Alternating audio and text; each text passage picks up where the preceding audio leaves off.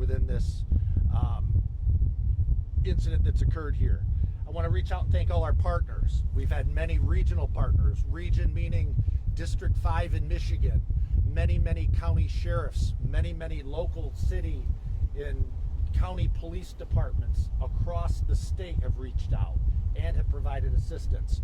The Michigan State Police Emergency Management and Homeland Security Division, who I'm flanked on both sides by, has supported us in many ways through the state EOC operation and all kinds of assets that are just readily available that wouldn't normally be locally accessible to us.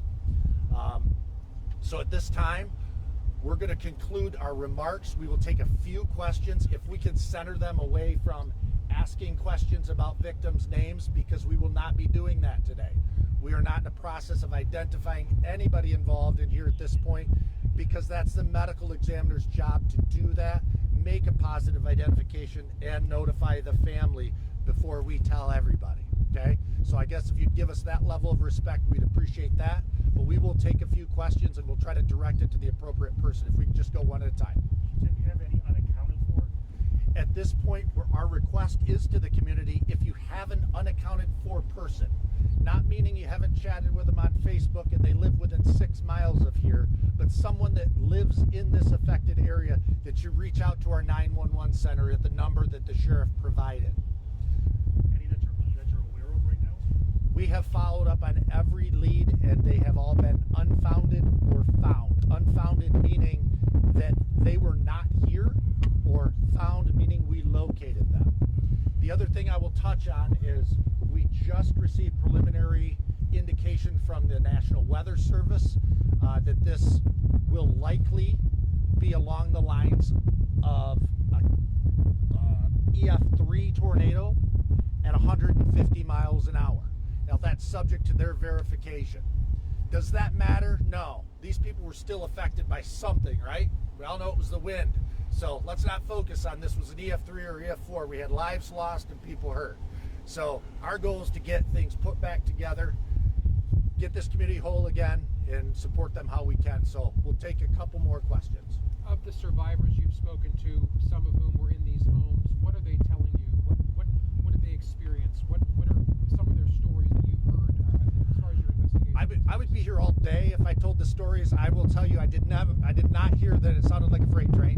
Okay, that's everybody's story after a tornado. I did not hear that. We did have some very heroic events that took place that did save lives of people. So those people know who they are. We had some actions of first responders that their quick actions did save lives. The reaction of people to the early warning systems that went out in taking shelter. Many of these people were in what would be considered a shelter and still face this devastation. So that's what I would walk away with is heed warnings, have a system to receive alerting no matter where you're at. How many homes are in this community right here? So that's a very broad question. And if you ask me affected homes, the word affected is a very broad statement as well. So we have a lot of different terms that we use to determine what. So if you said destroyed structures, we're still evaluating that. We do that later in the game to determine quantity, to determine resources needed back in the community of what are they going to need to rebuild. We're not so focused on those numbers. There are probably upwards of 70 affected structures here.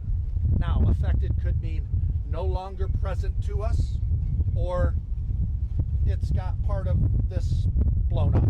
Okay, so that's what I would rate it as. So yes, that's a great question. So in our investigation into trying to find missing people, and this goes back to another question you had of, why does it take so long to get information to the media? Because we have a lot of work that we're doing. Every lead that, hey, is this person accounted for? We're chasing down someone's brother's sister, and yes, they saw him. I mean, we chased one down an hour ago, and we're able to rule out, things that someone was accounted for and that it's okay. So finding that information, is somewhat time consuming. How serious were the injuries? So I would rate the injuries from a walking abrasion on my arm that we bandaged for them, and they sought their own treatment to the level of needing an ambulance for a serious medical condition to be transported. Are there any in critical? There are none in critical condition. Branch County operated under an outdoor siren network. So where's the nearest tornado siren? So there are outdoor siren networks within Branch County. Most of them are located within city level, municipal levels. We do have a countywide code red system, so that is on your phone. We set those are automatic as well through the National Weather Service. So we do have that did activate. How many people were in homes? We understand 3 people died, but how many people were able to survive? Yeah, I would have to say that is a number that I don't know that any of us could tell. I was here very early on, and if you were to count people scattering, it's so hard to tell. We focus our efforts on the people that they can't find, a lot, but we focused our efforts on finding people that you couldn't locate. The vote system, my question is still on. Is your request about because the sheriffs were the 3 related?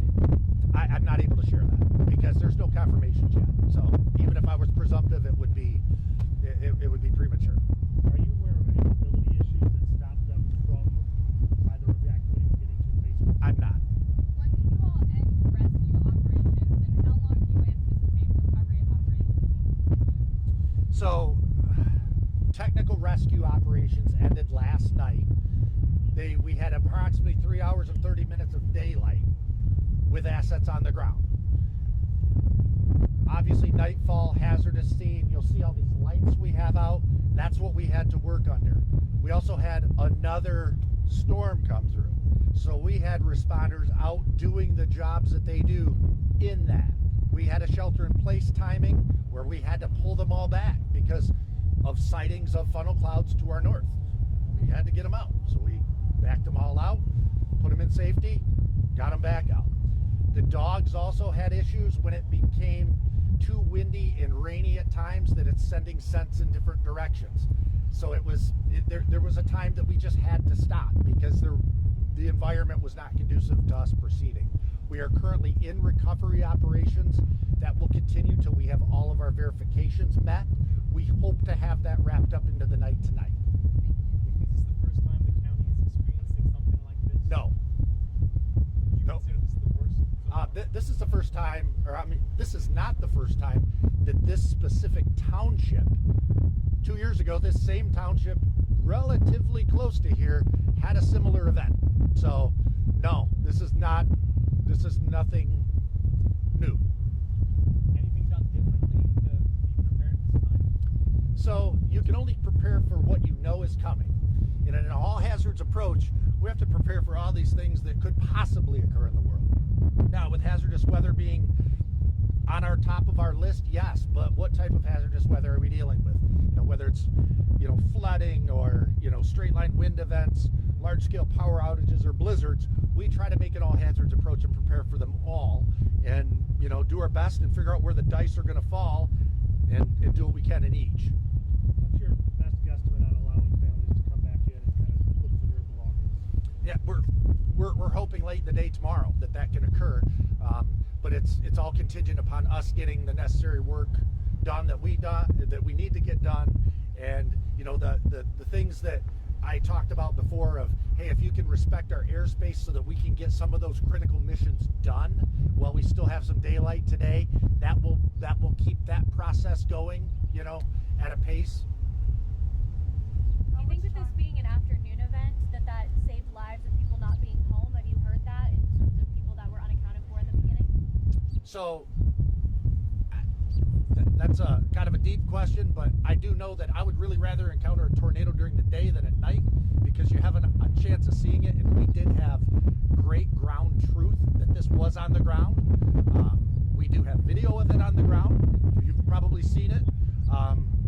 We knew it was on the ground. So a nighttime tornado, we wouldn't have known it was on the ground, and we would have been driving around going, where did it hit? So no, Are there a lot of instances of people at work that would have been home, let's say? Don't know. Kind of an unpredictable number. How much time did residents have to get to safety after receiving the warning? it depends on what their mode was. So in this specific area, you were in the furthest northwest corner of the county. There is not a tornado siren. You probably, not with the wind how it is today, you would not hear the Union City sirens is a likely scenario. But if you have cell phone service, you would get the app notification from the National Weather Service. We have not looked at timings of warning. I know it was adequate because I was already moving towards here and had plenty of time and had to kind of dodge it on the ground. So That went out to everyone with a cell phone, not just a service you had to sign up for. no, it's you can sign up for it and not live here and get alerts for Branch County if you'd like. When do you anticipate your next precinct?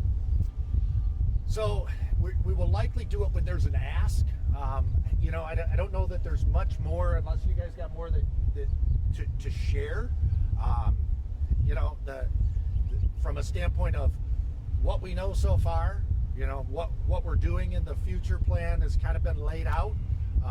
We're going to be in a recovery mode. So our goal today is we're going to kind of guide you back through and out, okay, so that you guys can kind of see the work ahead. But you got to understand that we not only have to deal with the emergency side of this, we have to deal with the debris. We have to get things kind of put back together. Then all these property owners have to do the same thing, So, it's going to take time. It's going to take a long time. Are you all working with any national or federal law enforcement partners? So we don't have that need at this point. We have plenty of local and state assets that are at our disposal. There hasn't been a request for anything state or local that hasn't been just brought here or just sent. So no, there's no. So do you anticipate needing a FEMA declaration of emergency or no? Yeah, so I can talk a little bit about that. We did file a local state of emergency that was drafted late last night, and it was executed this morning. We did make for a governor's request for declaration that was drafted and certified this morning, so that request is present. I know the sheriff has had direct contact with the governor's office in conversation and the governor. So at this point, I don't have any concerns about that process. That's as much nuance and late in the game things. So no, a lot of that tends to help with public infrastructure. But as you can see out here, we don't have damaged municipal buildings and things like that. So not so much of a concern. When do you expect the victims? So that's on a timeline of the medical examiner's office.